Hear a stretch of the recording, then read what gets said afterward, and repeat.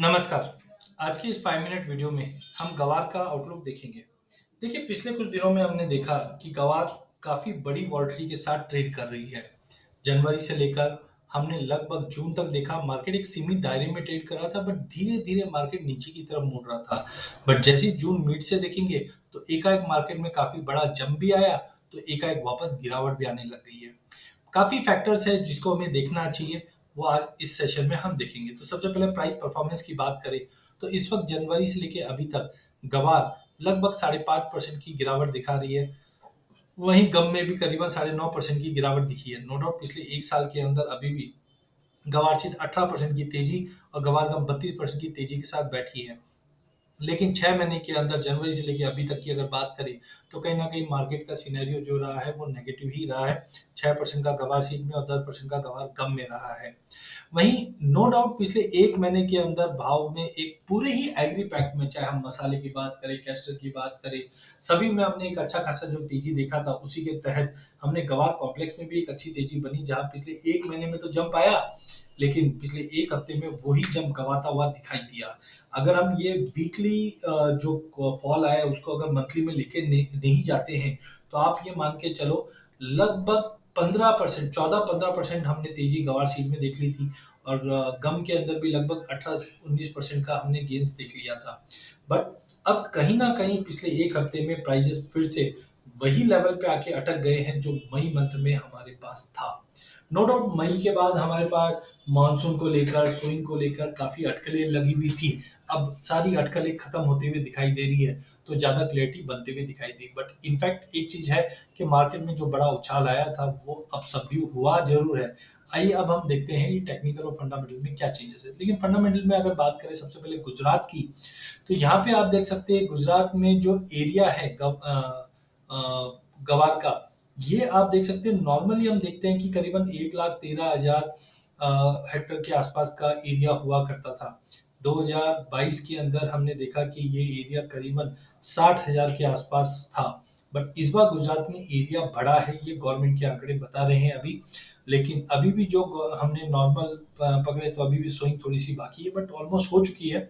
But लगभग पिछले साल के मुकाबले इस बार सोइंग गुजरात के अंदर अच्छी बताई जा रही है। वहीं अगर राजस्थान की अगर हम बात करें, तो राजस्थान के अंदर 5 साल का जो एवरेज रहा है, वो करीबन आप देख सकते हैं 28-48 के आसपास का एरिया, सॉरी हाँ, 2847 के आसपास का एरिया हमेशा रहा है। पिछले साल करीबन 3000 या 2990 के आसपास का एरिया, 1000 हेक्टेयर के आसपास का एरिया रहा है। और 28 जुलाई तक के फिगर्स की अगर हम बात करें, तो लगभग हमने 2780 के आसपास का एरिया देखा है। लेकिन राजस्थान में अगर हम देखें तो इस बार का जो टारगेट था वो 2700 का था और टारगेट के बिल्कुल नीचे ट्रेड अभी भी स्विंग चल रही है। बट कहीं ना कहीं हम ये बोल सकते हैं कि that is too early to say, because late sowing भी गुजरात में राजस्थान में होती है। लेकिन इस बार कहने का मतलब ये है कि काफी ऐसी क्रॉप थी जहाँ पे फार्मर का डाइवर्शन हुआ है, जैसे पैडी। पैडी के अंदर भी हमने देखो 111% अचीव किया है। देन बाजरा भी अच्छे से बढ़ा है। मिलेट्स के अंदर हमने देखा गवर्नमेंट ने जो मुकाम लिया है उसमें काफ़ी इम्प्रूवमेंट होता हुआ दिखाई दिया। वहीं मूंग, मोट इनमें भी अप टू मार्क रहा है थोड़ा-थोड़ा। लेकिन इसके अलावा अगर हम अरहर की बात करें, यहाँ पे भी गेन्स आया है। मूँगफली में गेन्स आया है। सोयाबीन भी ऑलमोस्ट 100% रही है। इनफैक्ट सोयाबीन की अगर हम बात करते हैं तो गुजरात में काफ़ी एरिया बढ़ा भी है। तो कुल मिलाकर राजस्थान के एरिया में थोड़ा-सा माइन्यूट कमी दिख रही है, बट ऑफसेट करके चलेंगे तो अच्छी स्विंग अप टू मार्क रही है, कोई ऐसा खराब भी नहीं तो कोई अच्छी ज़्यादा अच्छी भी नहीं है। सीज़नैलिटी की अगर हम बात करते हैं तो आप देखिए कि पिछले महीने में एक जंप एक्सपेक्टेड था और हमने एक जंप भी आते हुए देखा। सीज़नैलिटी के हिसाब से देखिए 2018-19 में जंप था, 19-20 में जंप था, 20-21 में जंप था, 21-22 में हमने थोड़ा पुल बैक देखा था, बट अब ये जंप में आ चुका था। बट अगस्त मंथ की अगर बात करते हैं तो काफ़ी मिला-जुला रहा है, क्योंकि 18-19 में 1.5% की गिरावट थी, 19-20 में और 20-21 में हमने अच्छे खासे गेन्स आते हुए देखे और 21-22 में पिछले साल हमने थोड़ी-सी गिरावट ज़रूर देखी थी मार्केट में। लेकिन लगभग कुल मिलाकर अगर पिछले 4 साल का एवरेज निकालें तो मार्केट तेज़ी में रहा है। तो उम्मीद है अगस्त में थोड़ी बहुत तेज़ी मार्केट में कंटिन्यू रह सकती है। प्राइसेज़ अभी भी कोई ऐसा एक्स्ट्राऑर्डिनरी बढ़े नहीं है, जो बढ़े थे वो लिक्विडेट होते हुए दिखाई दी है। तो कहीं न कहीं उम्मीद है कि अगस्त मंथ में जो एवरेज सीज़नैलिटी वो तेज़ी की दिखा रही है, तो मे बी पॉसिबल हम एक पुलबैक आते हुए देख पाएँ। वहीं गवार गम की भी अगर बात करें तो आपका मिला-जुला असर रहा है, क्योंकि जुलाई में 13 साढ़े 13% की तेज़ी बनते हुए देखी है। अगस्त की अगर हम बात करें तो अगस्त में देखिए आप 2019-20 और 20-21 के अंदर एक बड़ी तेज़ी थी। इसके अलावा 18-19 या 21-22 की बात करें तो मार्केट फ्लैट था। तो यहाँ पे भी एक तेज़ी ड्यू बनती है और हमें लगता है कि एक थोड़ी बहुत रिकवरी जो हायर लेवल से गिरावट आई है उसमें रिकवरी भी बन सकता है। तो कहीं न कहीं फंडामेंटल थोड़े बहुत सपोर्टिव बोल सकते हैं, लेकिन डर का माहौल ये बना हुआ है क्योंकि हमेशा हमने देखा कि भाव में तेजी आती है, सस्टेन नहीं करता ऊपर के भाव में, और जो भी हेजर्स है वो काफी एक्टिव हो जाते हैं ऐसे पीरियड में। तो थोड़ा हो सकता है कॉशियस रहना चाहिए हमें, लेकिन कहीं ना कहीं मार्केट वापस जो की लेवल्स है उसी लेवल्स के अंदर मार्केट ट्रेड करते हुए दिख रहे हैं। बट अगर एवरेज वॉलिटिलिटी की बात करें तो वॉलिटिलिटी हमने बढ़ते हुए देखी है।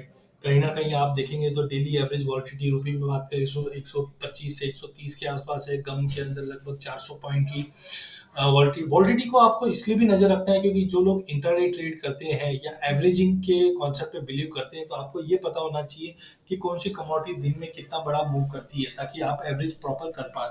क्योंकि जब एवरेज वॉलिटिलिटी गवार की 400 रुपये और अगर आप 150 रुपये का एवरेज करोगे तो कहीं पे भी आप एवरेजिंग नहीं कर पाओगे। तो कम से कम मेक श्योर करना है कि 400 साढ़े 400 का मूवमेंट निकलता है तो आप एवरेज के लिए सोचो, अदरवाइज नहीं करना चाहिए, बिकॉज 400 रुपये की एवरेज वॉलिटिलिटी तो कम से कम मिलनी चाहिए हमें। अगर पूरा डेटा एनालाइज करते हैं तो आप यहाँ पे देख सकते हो नवंबर में हमने एक बड़ा जंप देखा था पिछले साल, but since then market sideways to negative ही रहा है। और अब ओआई में अगर आप देखोगे तो कहीं ना कहीं गेन्स हुए हैं। जो पिछले साल अगस्त में ओआई करीबन 49,800 के आसपास था, लगभग 50,000 के आसपास का ओआई था, वो अब बढ़कर करीबन 78,000 के आसपास पहुंच चुका है। तो ओआई बढ़ा है पिछले साल के मुकाबले, जो दर्शाता है मार्केट में इस बार पिछले साल के मुकाबले ट्रेडर्स ज़्यादा एक्टिव है। और यहाँ पे भी आप देखिए कि जब हम जून जुलाई की बात, जनवरी फरवरी की बात करें तो ट्रेडर्स काफ़ी एक्टिव थे, इसके लिए काउंटर में भी तेज़ी बनी हुई थी। लेकिन जैसे ही मार्केट से काउंटर से निकले तो हमने जून के अंदर सबसे लोवेस्ट ओआई आते हुए देखी। गम के अंदर भी सिनेरियो ऐसा ही है कि अगस्त के अंदर जो ओआई थी वो 41,000 की थी, और अब अगर हम 2023 की अगर बात करें तो लगभग 59,500 की है। तो कहीं ना कहीं यहाँ पे हम देख रहे हैं कि ओआई धीरे धीरे बढ़ता हुआ दिखाई दे रहा है, जिसका मतलब है कि मार्केट में जो पार्टिसिपेशन है वो स्ट्रांग रहने की उम्मीद है। अब हम आ जाते हैं टेक्निकल की, और टेक्निकल में देखें तो हमने पहले भी कहा था कि मार्केट एक बड़े दायरे में अटका हुआ है, और ये दायरा हम सितंबर 2021 से अगर हम पकड़ के चलते हैं तो हमने हायर साइड पे 7250, 6850, 6600 ऐसे हाई लगते हुए देखे हैं। बट लोअर साइड में डबल बॉटम बनते हुए देखा था 4500 के इर्द गिर्द। पिछले अगर हम सितंबर की अगर बात करें पिछले साल की, तो यहाँ पे हमने डबल बॉटम बनते हुए देखा, फिर मार्केट में तेजी आई।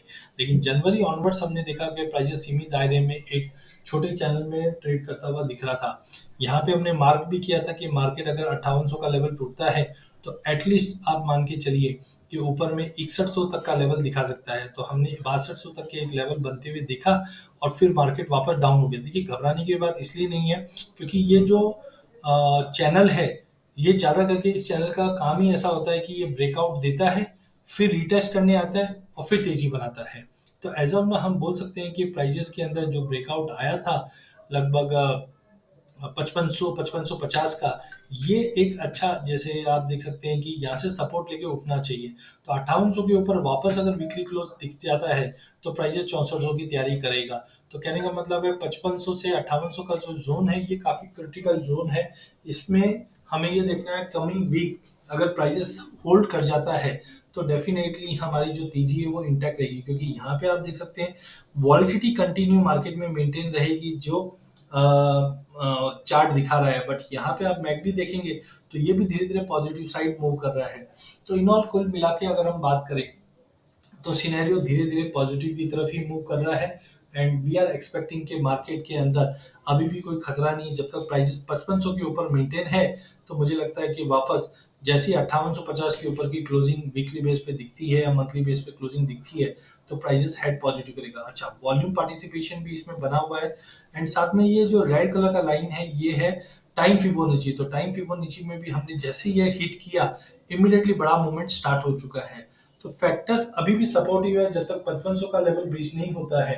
हम देखेंगे 5500 से लेकर 5850 का रेंज फिर से बना हुआ है। 5850 के ऊपर भाव में हम रैली वापस पकड़ते हुए देख पाएंगे। गम की भी अगर हम बात करें तो गम में हमने एक राउंडिंग बॉटम बनते हुए देखा है। जिस जंग से हमने पहले ही कहा था कि बड़ा मोमेंटम आएगा वो दिख रहा है। यहाँ पे अगर आप देखेंगे वीकली चार्ट के ऊपर तो पॉजिटिव क्रॉसओवर मैकडी का बना हुआ है। चैनल का ब्रेकआउट के लिए मैंने ये रेड कलर का मार्क किया था कि चैनल का ब्रेकआउट हो चुका है और ऊपर में 12,990 का रेजिस्टेंट, तो एग्जैक्टली हमने 12,990 के आसपास का हाई लगते हुए देखा और एक ही हफ्ते में रिवर्ट बैक भी होते हुए देखा। कहीं ना कहीं 11,250 11,300 के आसपास का सपोर्ट जरूर दिख रहा है। बट वी एक्सपेक्ट जनरली आप किसी से भी देखेंगे या नेट पे भी देखेंगे तो चैनल का जब भी ब्रेकआउट होता है तो वापस एक बार प्राइजेस नीचे रिटेस्ट करने आती है चैनल को, और जो चैनल का अपर बैंड है उसको टेस्ट करने के बाद नई तेजी की तैयारी करती है। तो इस बार जब तक प्राइजेस 11,300 या 11,280 के ऊपर मेंटेन है क्लोजिंग बेस पे, वीकली बेस पे, तो हम वापस उम्मीद करते हैं कि 13,000 से लेकर 13,800 का जो जोन है इस जोन में मार्केट वापस आता हुआ दिखाई देगा। वॉलिटिलिटी मेंटेन है, बैकडी पॉजिटिव है जो सपोर्ट करेगी इस व्यू को। और यहाँ पे आप देख सकते हैं जो रेड लाइन है वो टाइम फिबोनाची की है। टाइम फिबोनाची के अंदर जैसी क्रॉसओवर हुआ हमने देखा मार्केट में अच्छे सपोर्ट के साथ मार्केट बाउंस कर गया। तो इन ऑल सपोर्टिव थिंग्स है, कंटिन्यू लेके काम कीजिए।